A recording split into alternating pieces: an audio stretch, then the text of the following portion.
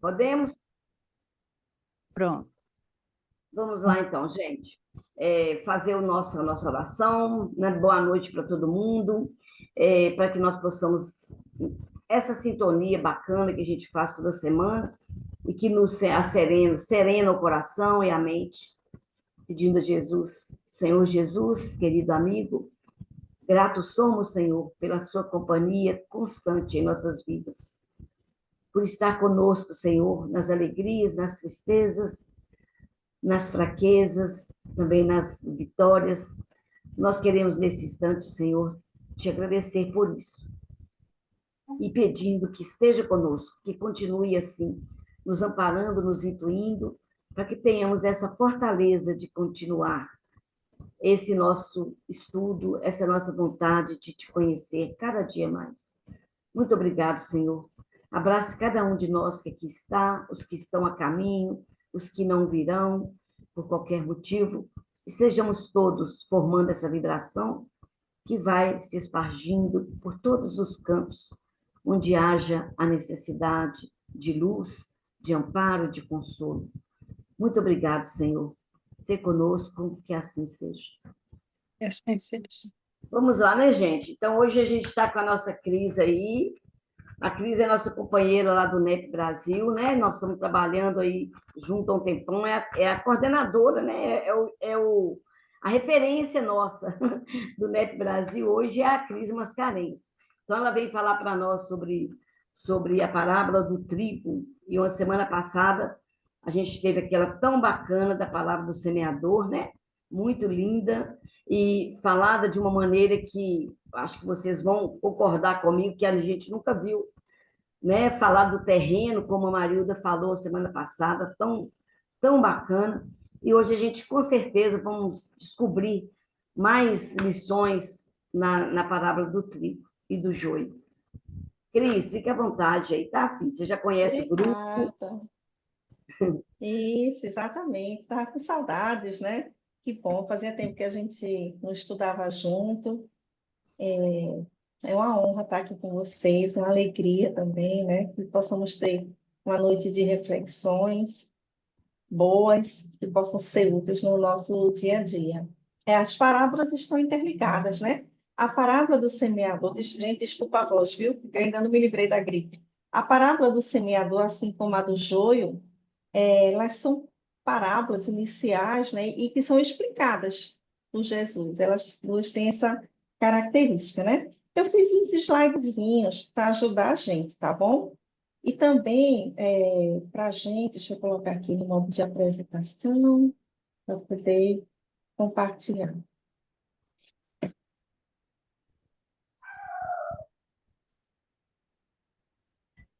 Pronto, está aqui. Todo mundo está vendo? Vamos fazer um momento assim mais participativo, né? Refletindo junto. Aí eu vou pedir a colaboração de vocês também em alguns momentos, tá bom? A parábola do joio e do trigo é a 13, né? Capítulo 13 de Mateus, 24 a 30. O próximo trechinho seria justamente a explicação dela, tá bom? Então aqui ele está só propondo essa nova parábola, né? Que faz parte uma sequência de parábolas, faz parte do Sermão das Parábolas, o joio e o trigo. Aí eu queria um voluntário para ler a parábola para a gente se aproximar do texto. Vamos lá? Alguém vai ler? Quer que eu leia? Quem quiser, Pode ler. por favor. A parábola do trigo e do joio. Mateus 13, de 24 a 30. Propôs-lhes outra parábola, dizendo: O reino dos céus é semelhante ao homem que semeia boa semente no seu campo. Mas, dormindo os homens, veio o seu inimigo e semeou o joio no meio do trigo e retirou-se. E quando a erva cresceu e frutificou, apareceu também o joio. E os servos do pai de família, indo ter com ele, disseram-lhe: Senhor, não semeastes tu no teu campo boa semente? Por que tem então joio? E ele lhes disse: Um inimigo é quem fez isso.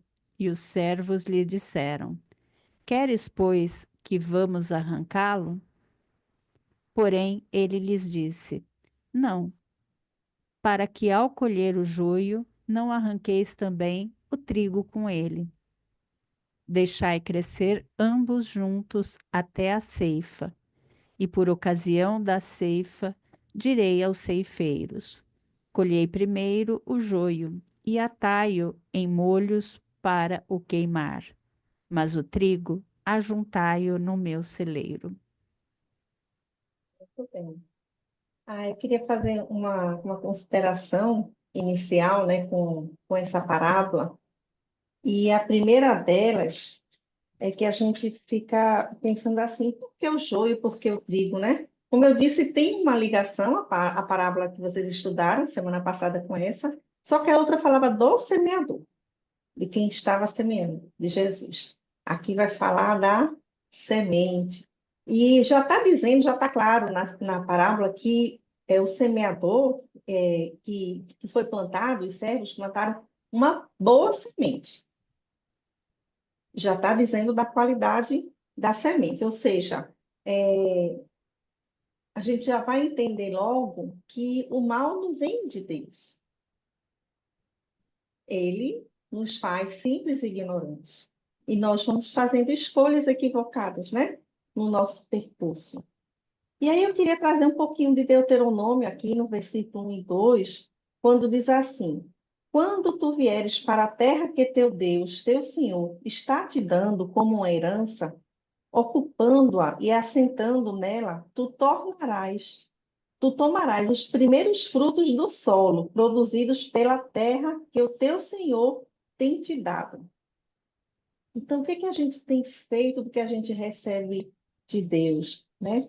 E uma outra coisa também, quando a gente recebe esses primeiros frutos, gente, quando a gente vai lá no Antigo Testamento, a gente vê que os primeiros frutos eram oferecidos a Deus. No Testamento também, tá? Era costume. Então, esses primeiros frutos, eles são chamados de primícias. Eu lembrei logo de Amélia Rodrigues, primícias do reino, né? São as primícias, ó, primeiros frutos da terra. E esses frutos, na realidade, que são 7, são 2 cereais e 5 frutos. Os 2 cereais são trigo e cevada, e os frutos são tâmara, figo, azeitona. Estou lembrada quais são os outros, mas depois eu vejo para vocês, tá? Quais são os outros 5. E o que é que acontece? Que o trigo, né? O que é que o trigo representa? Porque tem 2 cereais. Então, a gente vai lembrar, aí eu vou aqui compartilhar novamente aqui com vocês.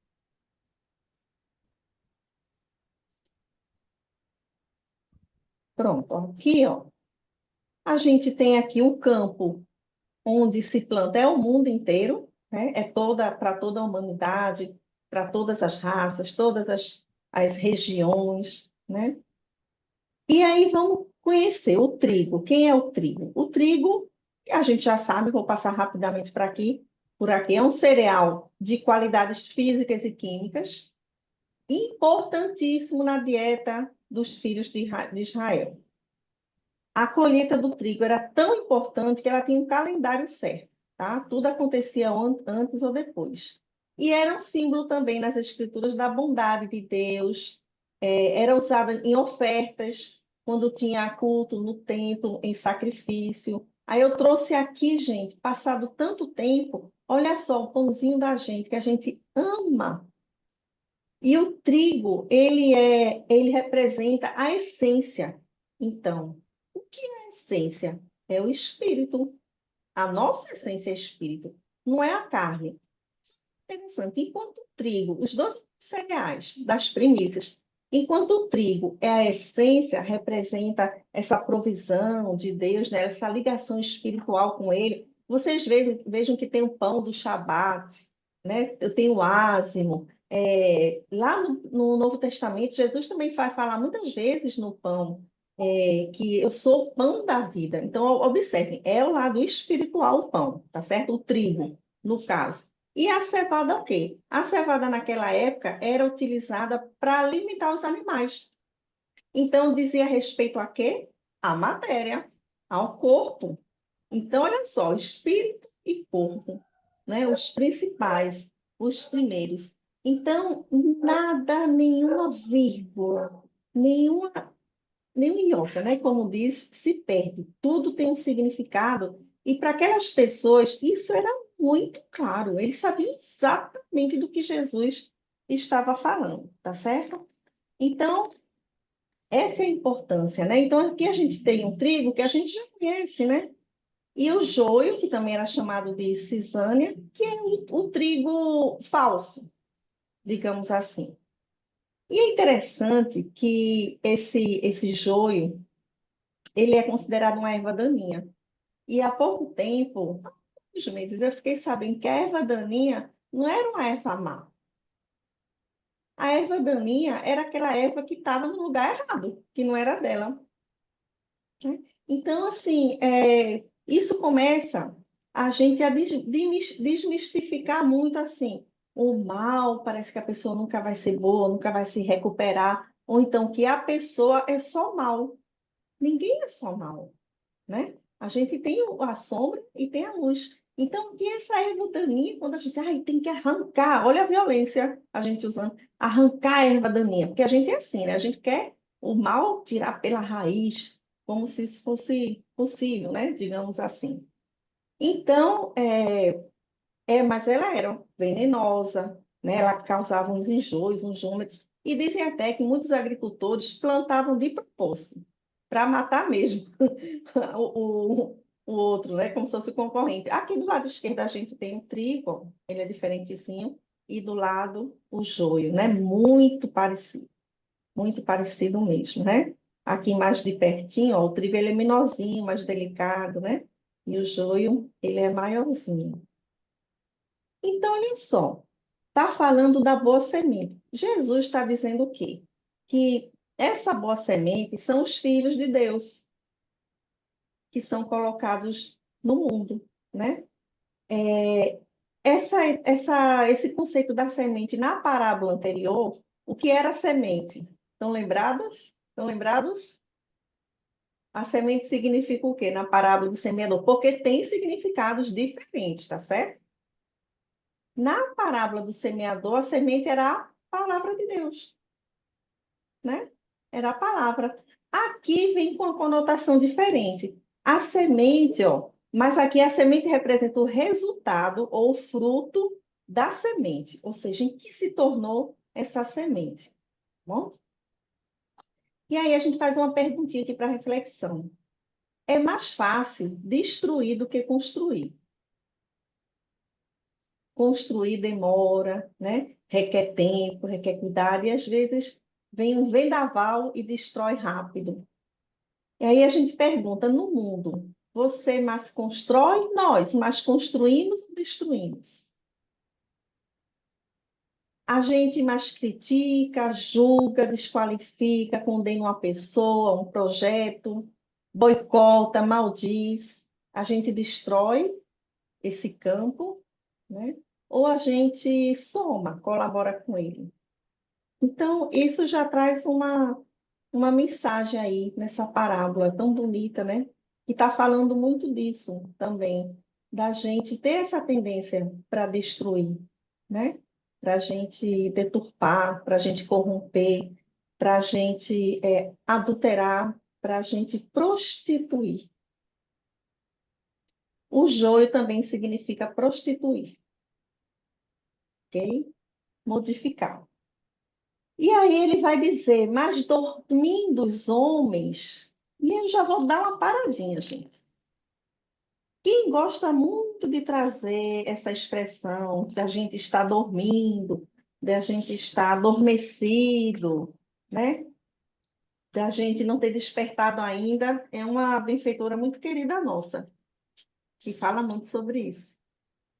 Quem lembra quem é? Nossa querida Joana, Joana. Bom, Joana, exatamente, é, nossa querida Joana de Anjos, né? E aí, olha que coisa interessante.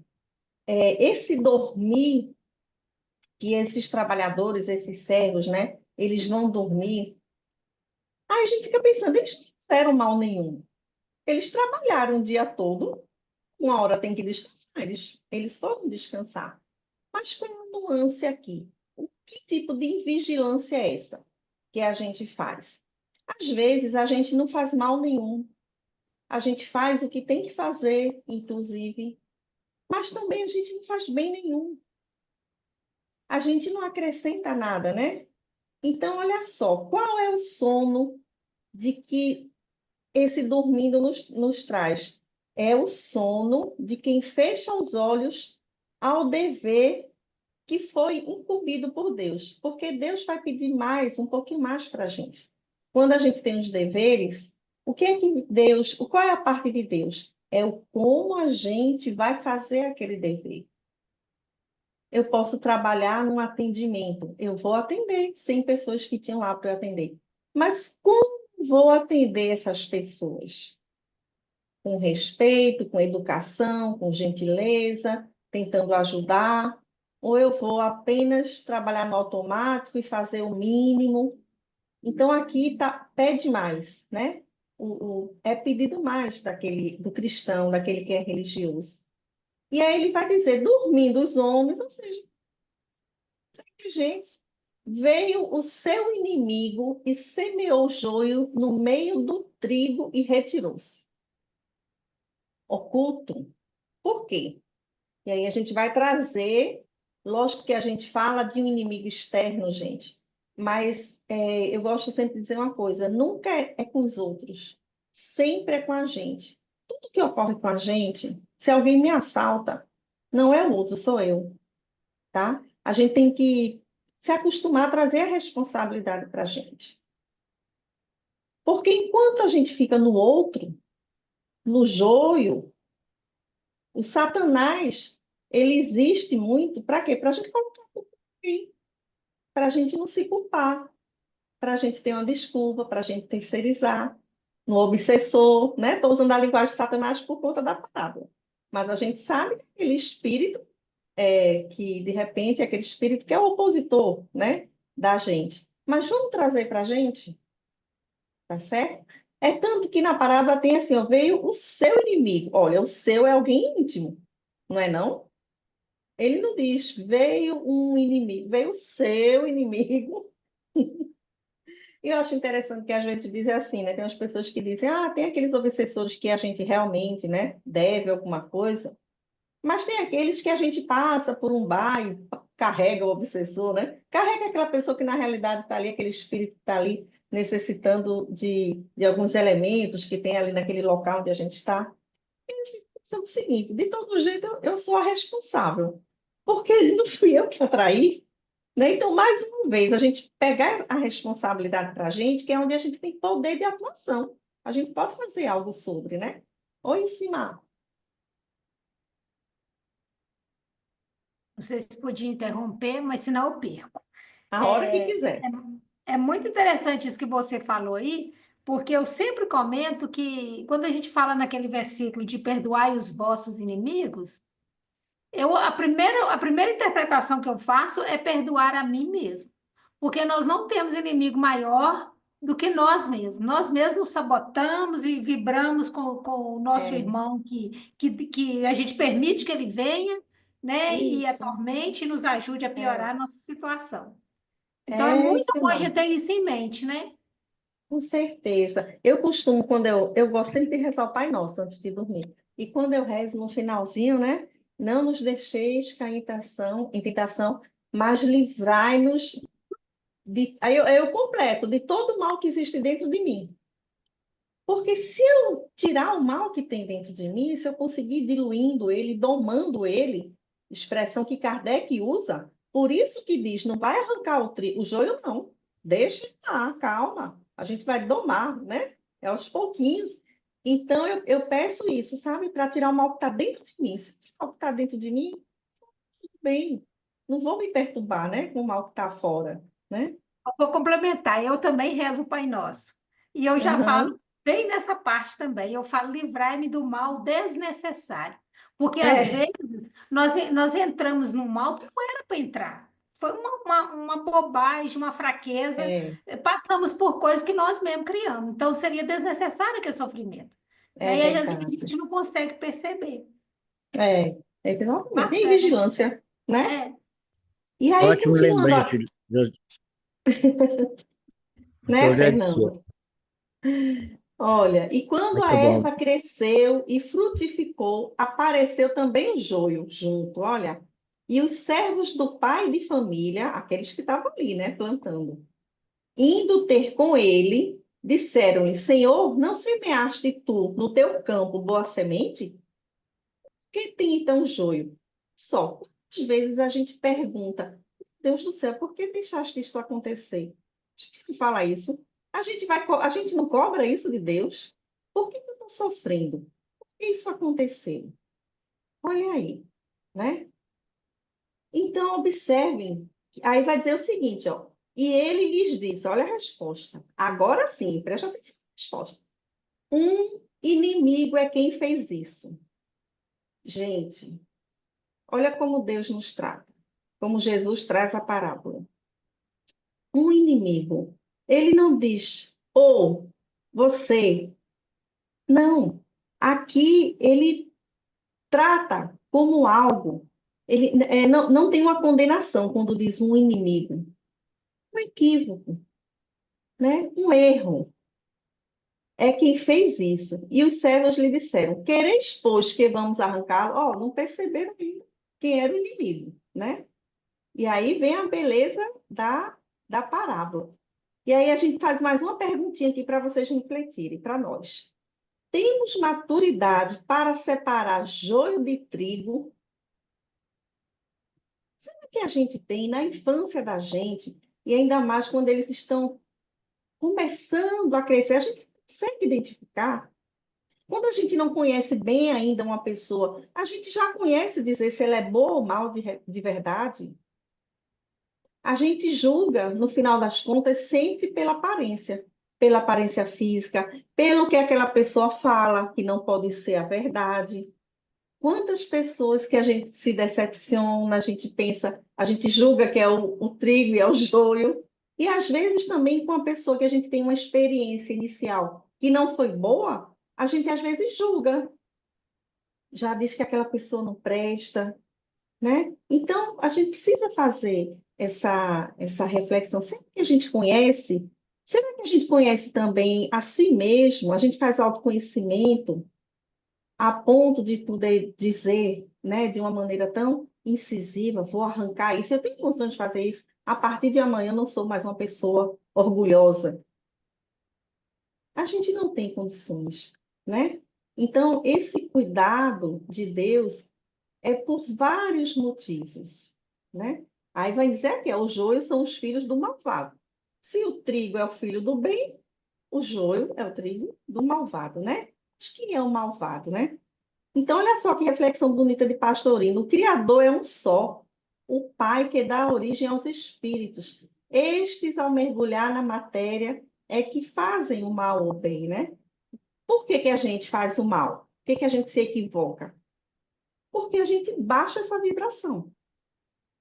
A gente fica invigilante, né? A gente vai ficar durante o dia se conectando com interesses materiais, interesses pessoais, né? Com o vizinho que teve uma conquista grande, a gente não teve. Então, a gente se conectando com essas coisas do mundo, a gente vai baixando essa vibração da gente, né?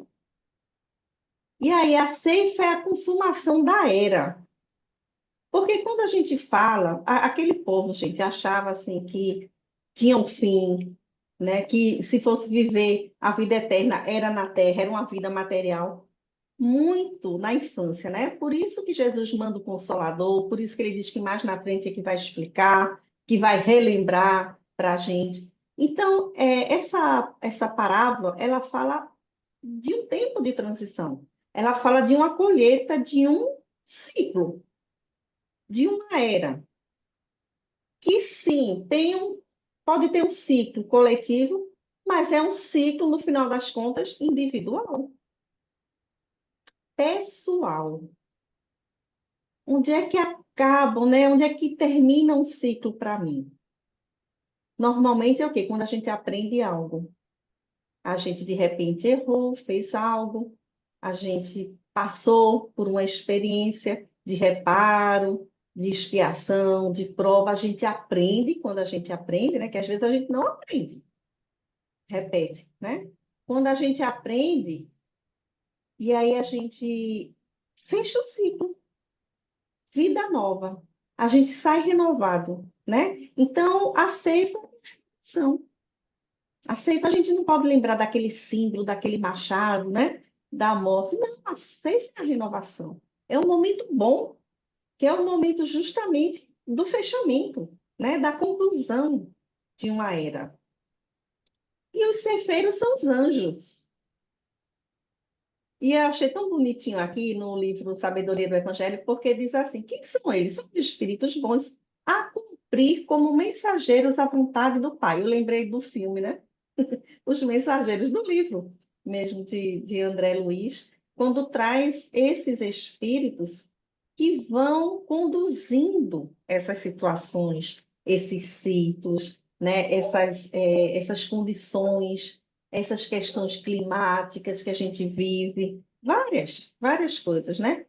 Tem algumas coisas que acontecem na vida da gente que a gente tem impressão realmente que alguém chegou e colocou uma pessoa na frente da gente, alguém chegou e tirou algo da frente da gente para a gente não sucumbir, né? São os anjos. São os anjos, obviamente, são os bons espíritos, né? A gente que é espírita, a gente sabe. Quem tem dúvida que eles não existem, talvez não tenha em nenhum momento conversado, perguntado. Agora, não é perguntar e simplesmente querer que o espírito se materialize e dê uma resposta. Mas a gente precisa, quando perguntar, calar. Calar o pensamento, calar a voz mesmo, ficar em silêncio e recolher. Vem uma palavra na cabeça da gente, vem uma imagem. É impressionante. Mas a gente precisa estar conectado. Um dia desse eu estava com um amigo meu, que ele é budista e ele é médium. E eu fiquei curiosa, o que é isso para você, né? Budista, tem a mediunidade. E ele disse: olha, Cris, para mim é uma coisa tão simples. A mediunidade, e eles tratam isso como se fosse o que a Igreja Católica chama de carisma, um dom. O budista trata dessa maneira. Ele disse: Cris, é como se fosse um rádio assim, que fosse andando, aí de repente sintoniza. E aí vem uma mensagem, vem uma fala, sabe? É uma frase na cabeça dele, e aí ele recebe a orientação. É muito interessante, né? Então, observe a questão da sintonia, né? Que a gente vai lembrar, obviamente, da prece, né? E o choro e ranger dos dentes, gente, isso aí também não é à toa, é da literatura judaica, diz respeito a um julgamento. Julgamento de quem não está no reino de Deus, está em sofrimento, a gente sabe. Quem está apartado das leis divinas, afastado, até Leon Denis comenta isso depois da morte, quanto mais afastado das leis, mais sofrimento, menos felicidade, né? Então, isso não é um castigo físico, né? Mas é uma figura de linguagem que nos lembra o sofrimento, né? O ranger de dentes, o choro, né? O desespero. E a fornalha é o símbolo do juízo final, né? Esse símbolo muito utilizado durante muitos séculos para a gente, né? E o fogo tem essa conotação de purificação, né? Também. Olha só o que diz Pastorino. Ele vai dizer: o fogo inextinguível, segundo Emmanuel, ele cita Emmanuel, é o fogo do amor divino, que faz que todos se purifiquem de seus erros, né? Então, não existe ninguém queimando, a gente sabe, em lugar nenhum, né? E eles lhe disse: um inimigo Eita, deixa eu ver aqui. Eu não tá aqui. Um inimigo é quem fez isso. E os servos lhe disseram: Quereis, pois, que vamos arrancá-lo, né? Que a gente vai refletir sobre isso. Aí, vamos ver aqui mais uma reflexãozinha para a gente. Como nós lidamos com o inimigo? Olha aqui. O que foi que eles deram de opção? Quer que arranque? Né? Como você lida com o inimigo que há em você? Foi o que o Simar trouxe. E que realmente essa parábola nos leva para isso, para dentro de nós, né? Como a gente lida com o inimigo externo e como a gente lida com o inimigo que há dentro da gente. Se a gente age com violência com o inimigo externo, pode ter certeza que conosco, com o inimigo interno, a Deilson Salles tem até um livro, Inimigo Meu, que é isso, fala justamente disso, quem tiver interesse em ler, é bem legal o livro. A gente se violenta também. Ô, Cris, eu não sei onde apertar a mãozinha nesse negócio aqui, não, gente. Não tem problema, abre e fala. É, não, só lembrando o seguinte, quando aparece o joio, alguma coisa errada na nossa vida, o joio, a gente tem uma preocupação muito grande em saber quem foi que espalhou o joio. E a gente nunca procura primeiro, a gente nunca pensa que pode ser nós mesmos, as nossas ações, as nossas palavras, os nossos pensamentos. Nós temos um olhar sempre, a preocupação é essa. Quem foi que espalhou o joio? E nesse momento que o pensamento é esse, a gente esquece do trigo. A gente esquece do trigo. Então, dá vazão para que mais joio seja espalhado Isso. ali. Né? Então, a gente É, vê muito isso aí, que a gente preocupar, a gente nunca procura, diz um autor aí que eu não sei quem, mas é que a gente não procura nunca o culpado, procura a solução do problema, né, das uhum, dificuldades. E nós nos preocupamos demais em procurar culpado, em apontar dedo, em descobrir quem foi, que não foi, para poder perfeito. resolver o problema. E aí o trigo vai deixando de ser adubado, deixando de ser cuidado, né? Isso mesmo, exatamente. Quando a gente presta atenção muito numa coisa, põe foco numa coisa, aquilo ali vai tomando um espaço na mente da gente, vai ficando maior, vai ocupando espaço ali. É isso mesmo, né? E Muito agora, olha obrigado, que, tia. Muito, muito bem. agora, olha que coisa interessante que eu estava lendo aqui, ó, na Mishnah, que é tipo uma interpretação da Torá que era feita, oral, né? Uma delas, né, que eram várias. Sabe o que que tem dizendo lá? Lá tem uma instrução e faz parte de uma lei rabínica dizendo assim, ó, ele diz na parábola que o senhor do campo não permitiu que arrancassem o joio, pois o joio e o trigo pertencem ao mesmo gênero, mas são de espécies diferentes. E naquela época não tinha esse entendimento era de Jesus mesmo, que conhece todas as ciências, né? Então, eles eram como se fossem da mesma família. Ó, o joio e o trigo, portanto, poderiam estar juntos no mesmo campo. Olha só. E aí eu fico pensando, como a gente vai se dividir? Como a gente vai se separar, por exemplo, às vezes numa relação familiar, porque acha que o outro é o joio? Porque eu sempre acho que eu sou o trigo, né? Se tem um joio e trigo, a gente acha que o trigo é a gente. O joio é o outro, né? Então, eu pensei que... Cris, Eu- eu vejo aí muito nessa parte aí a questão de tolerância de Jesus, de Isso. Deus, para com as nossas mazelas. Então, ele É, deixa para a gente ver como é que fica, né?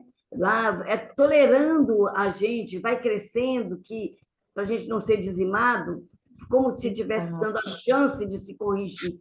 Né? Uma tolerância muito grande de Deus conosco, o joio no meio de um trigo, né? Eu vejo assim. E o interessante é, sabe o que é? É que existia a orientação, na orientação tinha uma pessoa que mais na frente, como se fosse um especialista, que ele sim, no momento certo, ia tirar o joio. Olha que interessante. Quando é que a gente sabe qual é a hora certa das coisas? A gente não sabe, quem sabe é Deus. O tempo é dele, o tempo não é da gente, não é assim? Então, o que a gente não tem o que fazer A gente não tem outra alternativa a não ser entregar nas mãos de Deus. Às vezes a gente está numa situação, numa condição, que a gente não tem a opção de se afastar, de sair.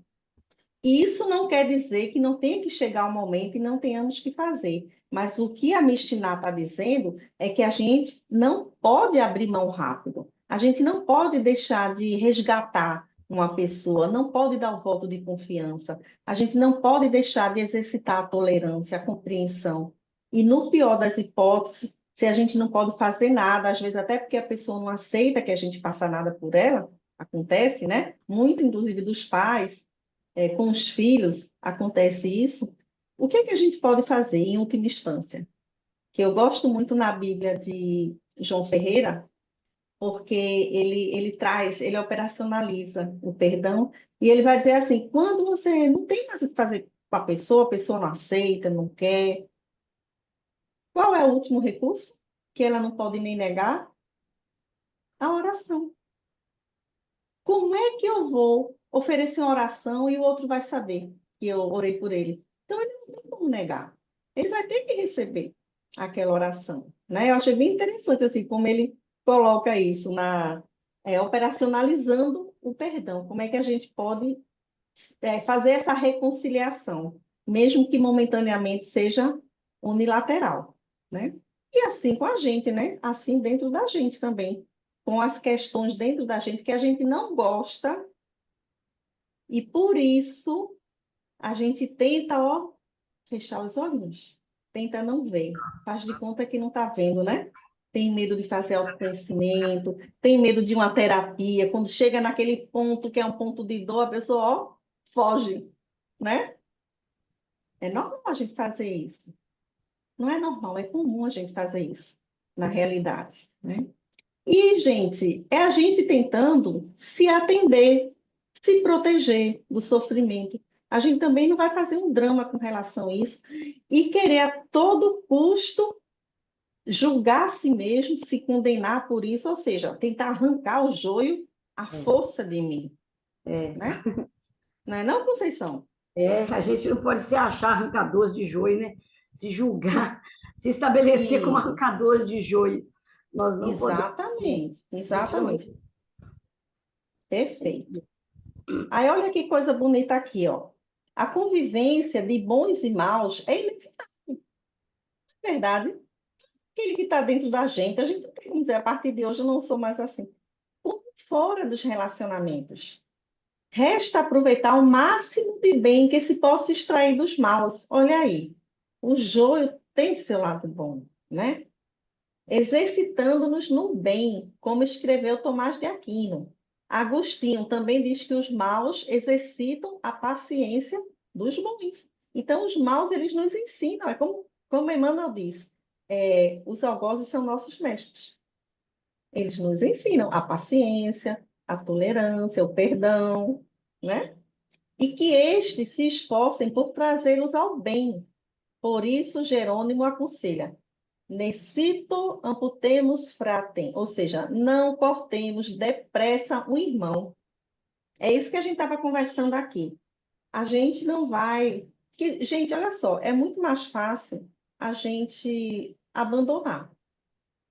É muito mais fácil eu dizer assim: eu não quero mais conversa com essa pessoa, não. Ah, então que ela se resolva, faça o que quiser, né? Mas a partir do momento que a pessoa cruza, né, a vida da gente, a gente pode fazer algo. Sempre pode fazer algo sobre, nem que seja oração, como a gente falou, né? Porque é assim também que a gente espera, né, que as pessoas não desistam da gente. Mas também ele está falando de não cortemos depressa, que aí também a gente não pode cair no oposto, no outro lado, excessivamente, que seria aguentar qualquer coisa, ok? Que a gente nasceu para ser feliz.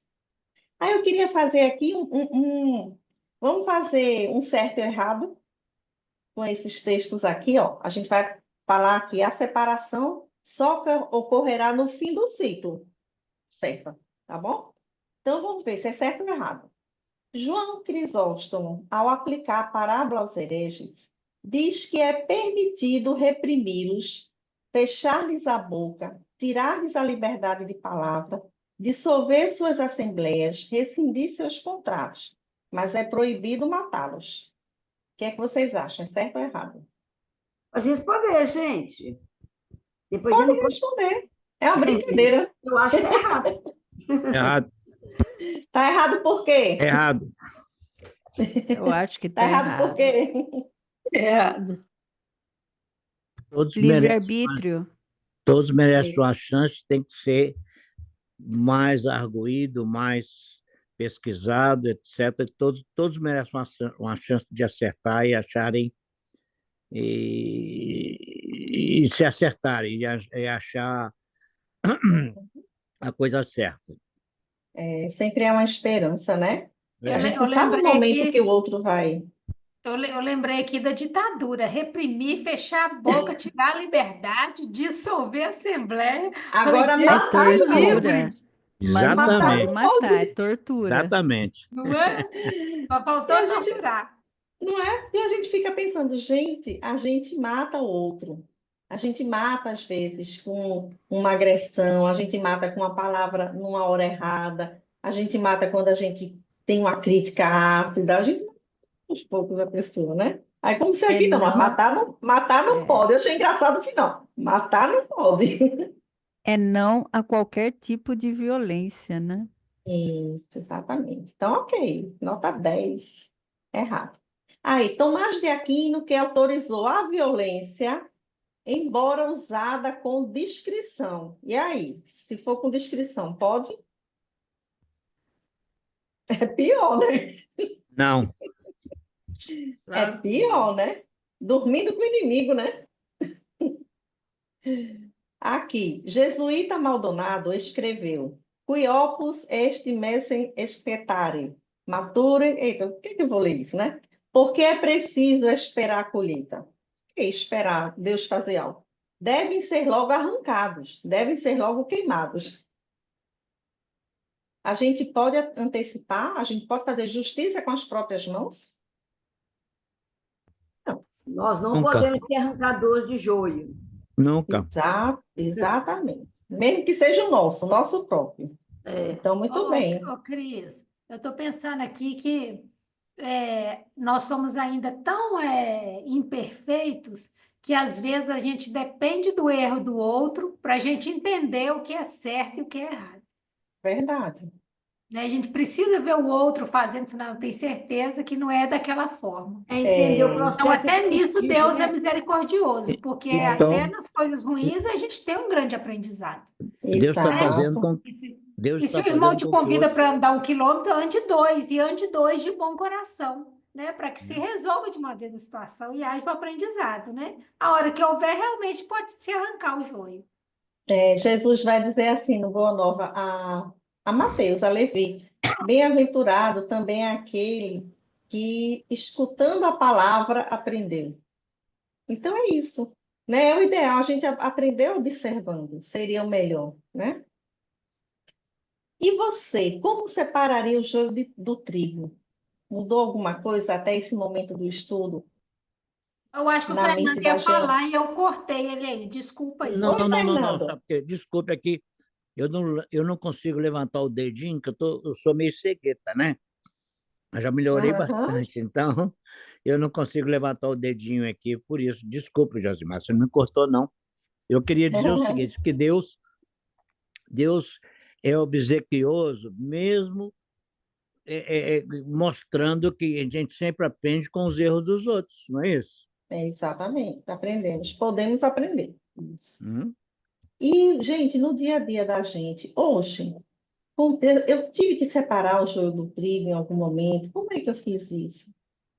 Né? É bom a gente trazer para o dia a dia essa reflexão. Comigo, eu fui gentil comigo, com o meu pensamento mal, eu fui gentil com a minha irritação, Com né?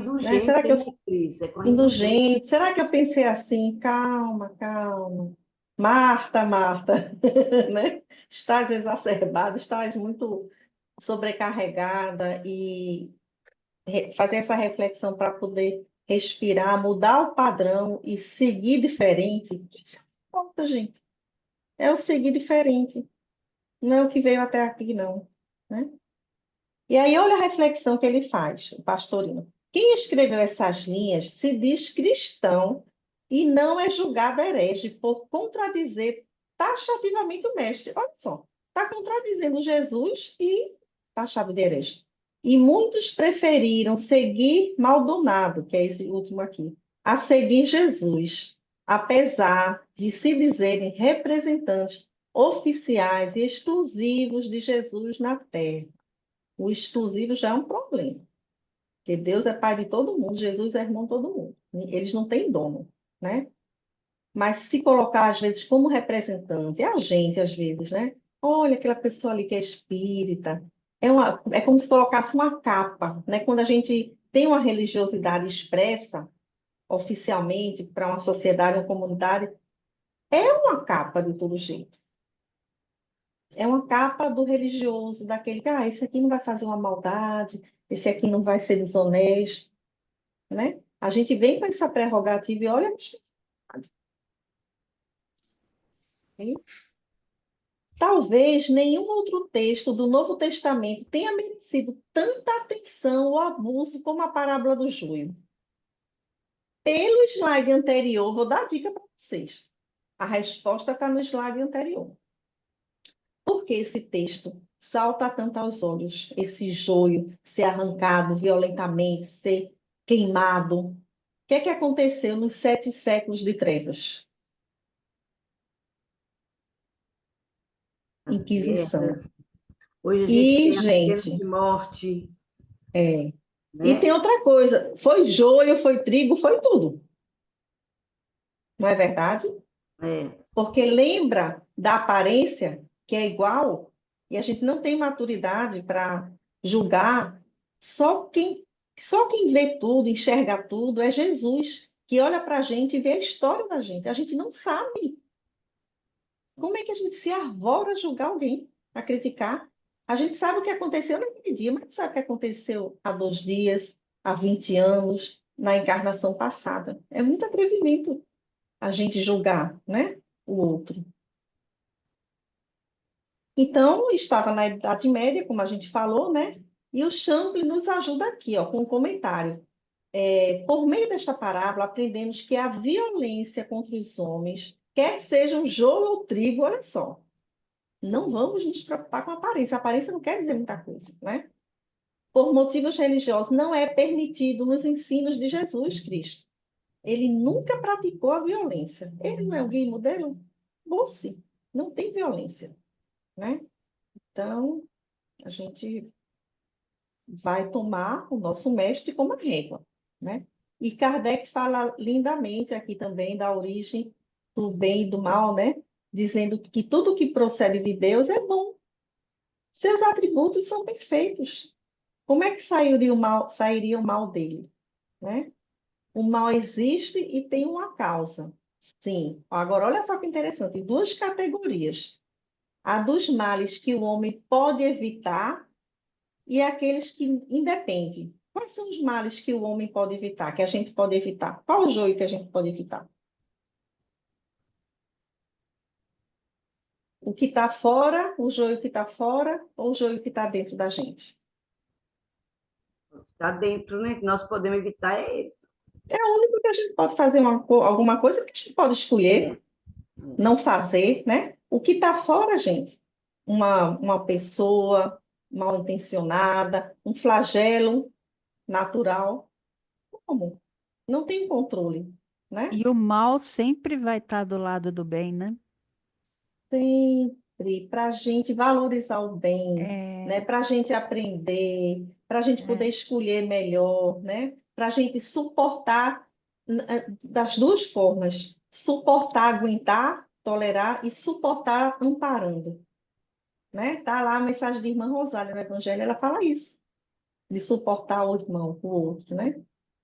E olha que interessante, aí Kardec chega no ponto da gente que vocês desde o início já captaram, refletiram. Os males mais numerosos são os que o homem cria pelos seus vícios, os que provêm do seu orgulho, do seu egoísmo, da sua ambição e de seus excessos em tudo. Aí está a causa das guerras, das calamidades que estas acarretam, dos conflitos, das injustiças, da opressão do fraco pelo forte, da maior parte, afinal, das enfermidades. Nós adoecemos.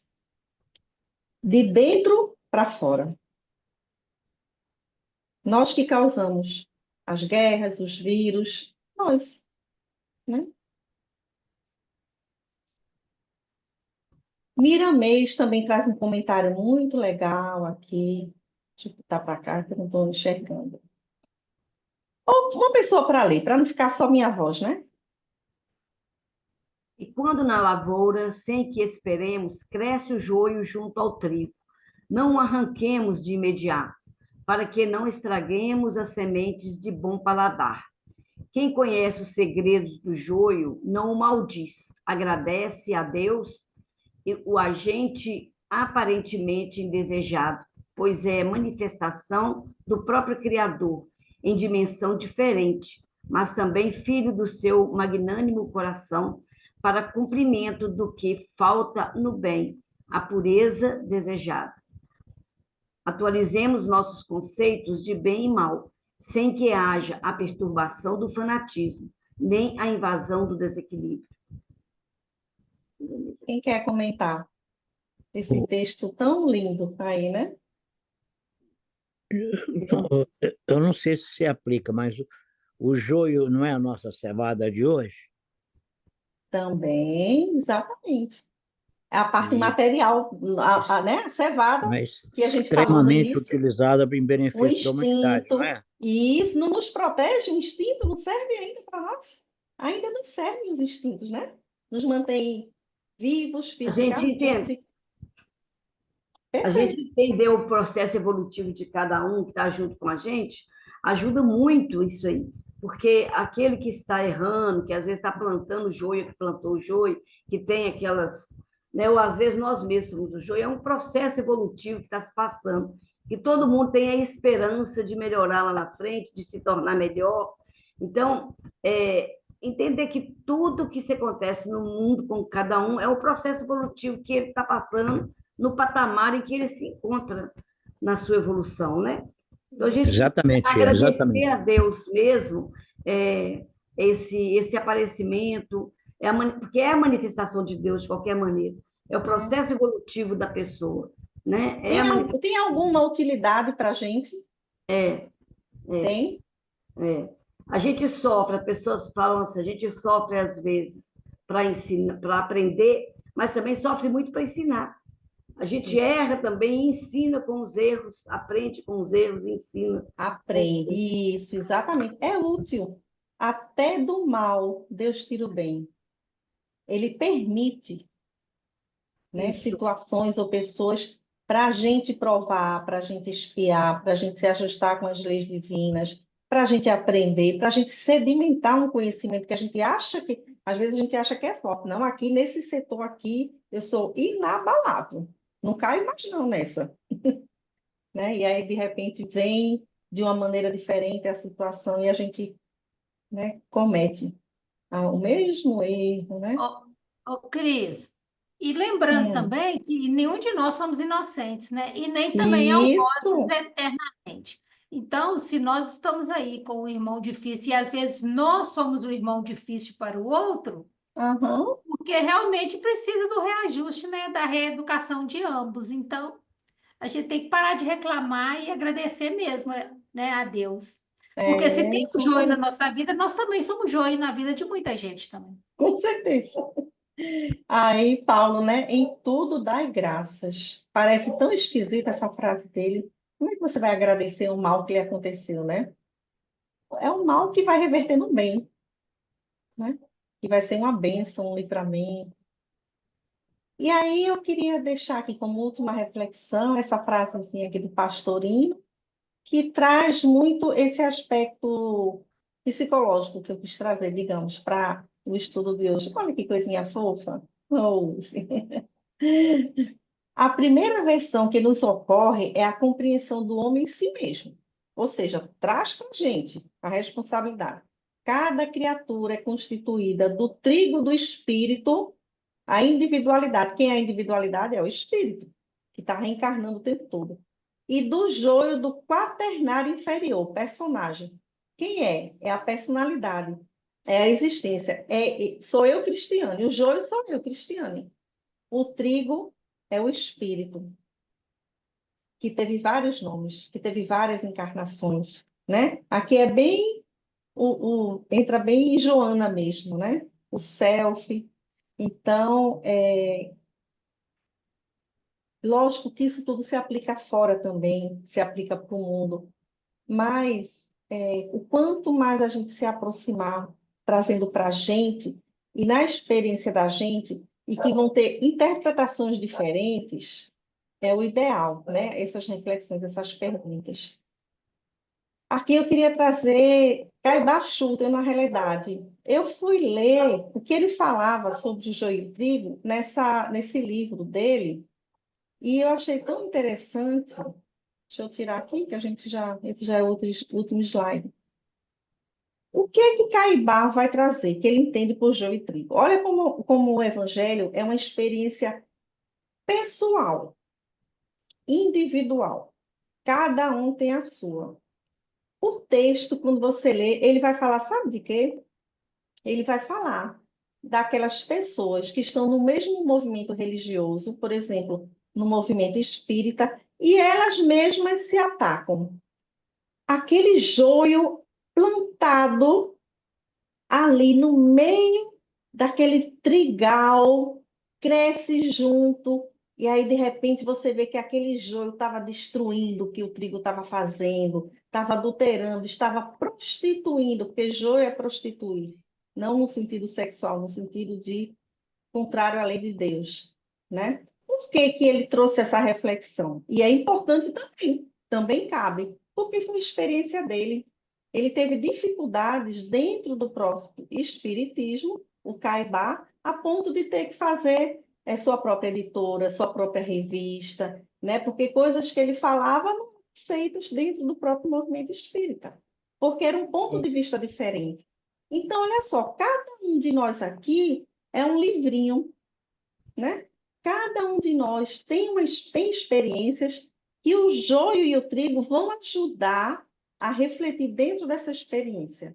E precisa nos ajudar também a nos ensinar como sair também dessa experiência sem mágoa, sem ressentimento, né? Sem acusação, sem uma coisa que eu queria trazer aqui, que eu acho muito legal, é aquela passagem de Jesus: reconcilia-te com o inimigo enquanto estás a caminho com ele, para que o juiz não possa te entregar ao oficial e o oficial ao carcereiro. O que é isso? Quem é o juiz? Minha consciência. Então, fazer as pazes comigo mesmo, com o joio que está dentro de mim, e não julgar. Porque se eu começar com auto-julgamento, me culpando, eu vou me condenar, que é o oficial, eu vou me autocondenar, porque Jesus não está culpando e condenando ninguém. E aí, o que que eu vou, após me autocondenar? Eu vou me autopunir, eu vou me encerrar dentro da prisão, literalmente. Então, a gente tem que evitar isso logo no início, né? Ser generoso, ter compaixão com a gente. Não é ser permissivo, não é isso, né? Mas entender o tempo, como ele fala na parábola, né? Não tirar depressa o inimigo, o joio, não tira depressa. Fala, Conceição. A gente lembra, assim, no início, logo você colocou a questão da importância do trigo lá para a Palestina, né, do pão, daquele alimento certo, e a gente vai lembrar que o joio que é o nome certo dele, cisânia. O que é cisânia? Cisânia é briga, divisão, dissensão, é o que acaba. Então, quando você coloca aí, o maior prejuízo na tarefa de Jesus no mundo é esse joio, é a cisane, a divisão, a dissensão, a briga, né? A falta de foco em Deus. E a gente tem essa palavra traz muito isso quando a gente vai lá no fundo, né? No fundo da questão. Exato, é isso mesmo. Né? Cisão. A cisane, vamos espalhar a cisane, espalhar o joio, brigando, divergindo. Foi muito bem Muito lembrado. bem, Conceição. Bem lembrado foi você, porque eu lembrei que no livro Escutando Sentimentos, Hermance de Fon vai falar de um momento de cisão. Olha que interessante. O que é um momento de cisão na evolução da gente? É quando eu começo a querer melhorar, a praticar o evangelho, a ser mais ética, a ser mais amorosa, a ser mais correta. E aí o meu joio vai querer me puxar para trás. Ele vai brigar comigo para dizer que isso é bobagem, que isso é trabalhoso, que é melhor deixar do jeito que está. Então, essa divisão vai acontecer dentro de mim mesmo. Vai ter esse momento na nossa evolução. Toda vez que a gente dá um saltinho, que a gente quer mudar uma coisa, que a gente melhora uma coisa, vai acontecer esse momento da cisânia. Exatamente. Da cisão, onde o meu joio, o meu ego, trazendo para a psicologia, vai querer me puxar. E no Evangelho também vai dizer isso. Por que que o outro te critica quando você está melhorando, está procedendo melhor? Porque ele não quer também fazer o mesmo. Preguiça moral. Ele prefere arrastar você para baixo, para não ter que se movimentar. Olha só. Então, é uma guerra mesmo que acontece dentro da gente, né? Olha, escreveram uma coisa tão bonita aqui, gente. Foi Eliane, ó. Buda diz, se a sua compaixão não inclui a si mesmo, ela é incompleta. Nossa, que coisa linda. Ó, vou até copiar e colar, viu, Eliane? Adorei. Obrigada. Alguém quer falar mais alguma coisa, uma reflexão, gente? Esse pessoal, eles são caladinhos, Estão caladinhos, estão refletindo, A né? gente só não pode esquecer nunca que Jesus, ele que é o mestre da colheita, né? Ele Sim, que é o responsável. exatamente. O ceifeiro, né? É. É que, apesar da vigilância que a gente tem, o joio aparece, ele faz parte do processo, né? Faz parte. Apesar de todo apoio que a gente tem espiritual, de toda a presença espiritual na nossa vida, o joio, ele aparece, porque ele faz Exato. parte do processo. O terreno de Deus, né? Ele tem que ter. Então, E vamos lembrar também, gente, que essa ceifa, que esse fim da era, desse ciclo, né? É esse fogo queimando, não é nada mais, nada menos do que uma etapa. Não existe o fim. O fim, na realidade, vai ser um recomeço. É você ter outra oportunidade, ter outra chance, outra reencarnação, outra situação para fazer melhor, outra pessoa para se relacionar melhor. Sempre vão ter oportunidades, mesmo que as oportunidades tenham que ser, né, por conta da nossa própria frequência, preta, né? Estou trazendo isso porque a palavra fala disso, né? Do final, entre aspas, dos tempos, dessa separação do joio e do trigo, né? Que a gente sabe muito bem. Estamos no auge aí, digamos assim, né? Momentos decisórios, momentos importantes, que essa parábola precisa ser muito levada a sério, né? Porque o que vai importar muito é assim, a boa intenção, o esforço, e não você ser perfeito, não é isso que Jesus está pedindo, né? Aqueles que estão recalcitrantes no mal, aí, poxa vida, esses aí tem que se afastar um pouquinho da gente, para a gente seguir, né? Depois se reencontra de novo, não tem problema não. Mais na frente, em outro caminho. é, Tem gente que gosta de vamos, atalho, né? Tem gente que gosta de é, atalho. vamos nos encontrar. Ninguém se perde, né? Os afetos nunca se perdem. Sempre Não se se perde. reencontram. Não se É da perde. lei. Ah lá, tem outro neném lá, ó, com Era um voo. menininho antes, agora é uma menina, né? Agora é a menininha. É, que linda. Ô, Cris, nossa, muito obrigada mais uma vez, tá? A gente Sim. poder compartilhar esses ensinamentos. Ô, gente, a Cris é uma das nossas convidadas especiais do nosso encontro NEP Sul-Sudeste. Ela vai estar lá conosco, né, como oradora, é uma das oradoras. A gente está divulgando aí o nosso tema, vai ser Desperta tu que dormes, é preciso acordar. A temática é essa, preciso acordar, né? E o tema é esse, Desperta tu que dormes. Então, ela vai estar conosco, Começando a com ficar sem Álvaro bateria. Bornai, com Gustavo Silveira, e o Saulo vai estar conosco. Então, vamos, assim, nos animar, né, gente, para a gente ir, para fazer Vamos caravana nos e a gente chegar encontrar. lá. Vai ser muito, mas vai ser muito bacana. O NEP Nordeste também terá o seu encontro em junho, né, Em Cris? junho. É, exatamente. Aqui em Recife, um mês lindo, gente. Um É. mês de São João. Quem vier vai adorar, vai amar. Tem um cheirinho Ah, diferente no ar no gente, mês de São é João. muito interessante São João lá, viu? Eles deixam tudo para o É, São João. sim. E essa Foi é a proposta do NEP maravilhoso, Brasil. foi muito produtivo essas reflexões. Excelente. Muito. Então, vamos lá, né, nos animar. É uma Excelente proposta do mesmo. NEP Muito Brasil agradecido. que a gente tem esses encontros regionais anualmente, e o encontro do NEP Brasil Nacional de 2 em 2 anos. Então, o ano que vem, nós teremos o nosso NEP Brasil, né? Já vamos Se começar Deus já, quiser. né, Cris, É, a, se Deus quiser. a coordenar, Já em julho começamos. Em já vamos julho começar começamos. a correr atrás dos oradores, com agenda lá. Mas, assim, esse ano estão trabalhando pelos regionais e é uma fortaleza para a gente, esses momentos que a gente está junto. Vocês não imaginam o que isso é de gás, né, para a gente continuar aí na nossa jornada. Então, vamos animar para a gente poder ir. Ô, Cris, muito obrigada mais uma vez, meu bem. Muito bom. Oh, eu que agradeço, imagina, foi ótimo, assim, como é bom estudar em grupo, né? As reflexões que vocês foram trazendo, a gente já vai lembrando, assim, coisas tão importantes que a gente nem pensei em falar nisso, né? E aí vem, né, quando a gente está com o mesmo pensamento e está conectado, né? Concentradinho É, aqui todo mundo. Que bom, muito é, obrigada, eu que é agradeço. isso aí. A gente que Obrigado a todos agradece. vocês. Depois a gente marca uma outra, né? Tá Obrigada. certo, Excelente vamos estudo. sempre. Vamos, Vamos fazer Leida. a nossa prece. Então, lembrando, gente, do projeto Amor em Ação, tá? Que continua, está entrando o inverno agora. A gente precisa muito de colaboração lá para tanto para roupa quanto para alimento, né? O nosso jantar, o nosso café de manhã para os moradores de rua. Vamos, então, quem puder contribuir, tá? Fazer essa caridade, fazer como o Elahá fala, voltar com tudo para dentro do Velho Testamento, né? Tudo para dentro da Bíblia. A gente não deixar nada de ruim fora, né? Vamos voltar com tudo. Então, vamos fazer a nossa prece, encerrando o nosso trabalho.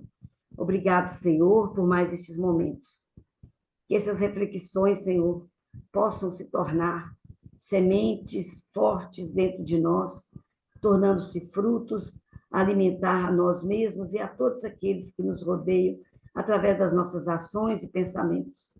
Muito obrigado, Jesus, por tamanho material que nos legaste há tanto tempo e por nos acordar a tempo para que possamos te entender, refletindo a cada dia o teu evangelho.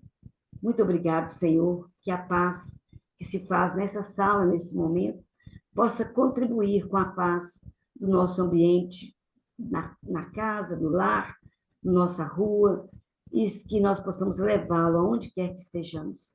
Muito obrigado, Senhor, que assim seja. Seja. Vamos lá, Fiquem com gente. Deus, viu, gente? Com Um beijo Deus. Obrigada, enorme. Obrigado. Cris. Boa Muito obrigado. Obrigada. Muito Bom obrigado. te ver. Ai, Boa foi noite a Boa ótimo. todos. noite. E a todas. Boa Boa noite. noite, Boa Boa noite a gente. todos. Boa noite, Ró. Tchau. Boa Boa noite. noite. Boa noite.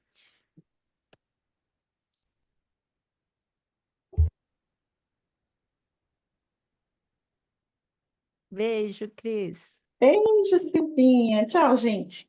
Tchau, tchau, Fernando. Tchau, Georgina. Tchau. Lucimar, Magela, boa noite.